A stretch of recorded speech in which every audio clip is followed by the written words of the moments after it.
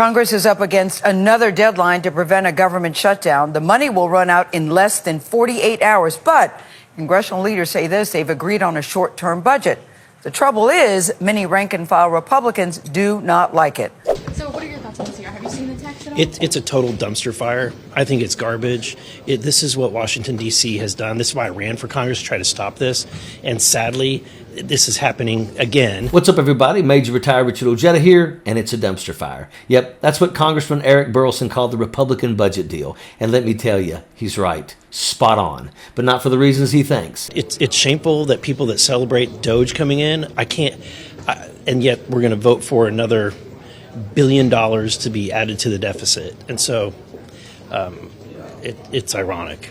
He's mad about the process, but you know what he's really mad about? That his party is in complete and total chaos. It's a shame, really, that Burlison and the rest of the MAGA clowns care more about posturing for power than actually doing their damn jobs. He says he ran for Congress to put out the dumpster fire, but the last Congress under MAGA leadership was completely incompetent, so it sounds like hot air to me. It's a bipartisan framework bill to fund the government and avert a shutdown. Hasn't been the slam dunk that Speaker Johnson had hoped for. Now, a main sticking point has been aid for farmers. Mike Johnson has said for a year now, more than a year, that he was done with this Christmas era big picture, big bill legislating. And here we are on December 17th. And the government shuts down on December 20th, and we have nothing to show for it. What does this mean for Speaker Johnson's future? Personally, I'm disappointed. I think that he can do better. He can communicate better.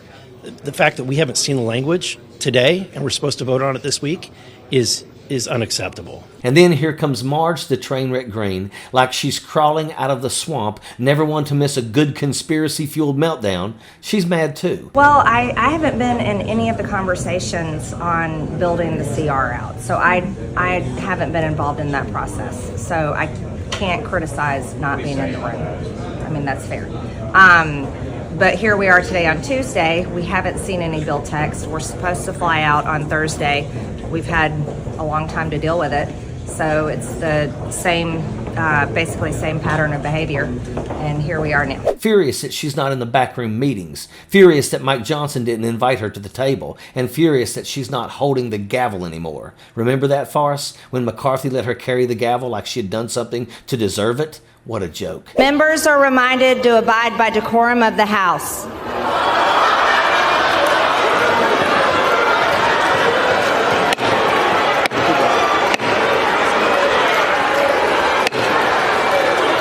Now that she's back on the sidelines, she's stomping around whining about omnibus bills and garbage spending.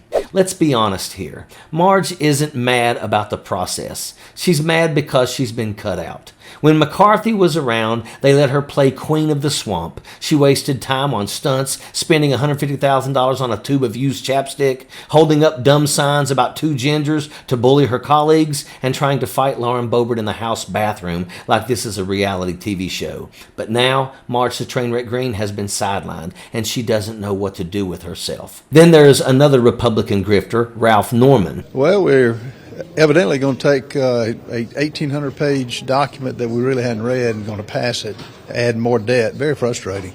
It's opposite of what the DOGE Commission is trying to do. So, am I voting for it? No, I'm not. He's out here moaning that Congress doesn't have the bill text, bellyaching about the process, and warning us that the American people didn't bargain for this.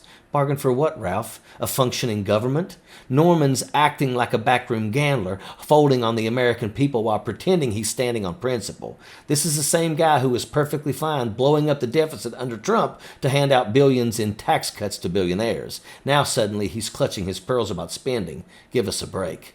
Here's the truth. All of this chaos, Burlison's tantrums, Green's whining, Norman's gambler routine, and Chip Roy's deflection, it's not about helping you. It's not about working for the American people. This is about power. They're mad because they're not in the room. They're mad because they're being left out of the decisions. And they're mad because Mike Johnson, their guy, did something they didn't like. Imagine that, keeping the government running instead of shutting it down. What a tragedy, right?